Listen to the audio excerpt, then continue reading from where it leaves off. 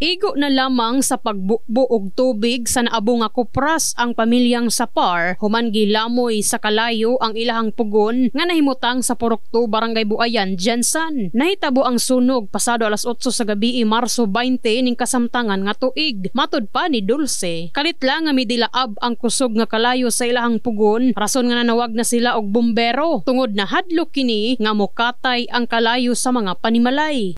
Bago lang gid mi abot sa trabaho, ma'am. Tapos nag-ingon ako anak nga naisunog, mang. Pagtuna ko nga sa cellphone. Nga mang naisunog, ko sa tapit sa dira sa likod sa atong balay. Ha, pwede na akong kulbaay. Mo to nagdiga na din mi. Ko sige ipang off ang mga kuan, switch sa suga. Wala mi kabalo kung unsay dahilan ng sunog.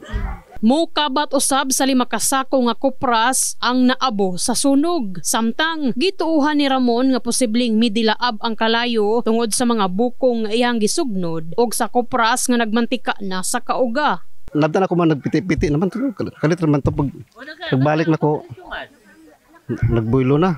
Nagdagan-dagan og tubig. Nagbuylo man dayon. Oh, kupras nagbugon ko, ma'am.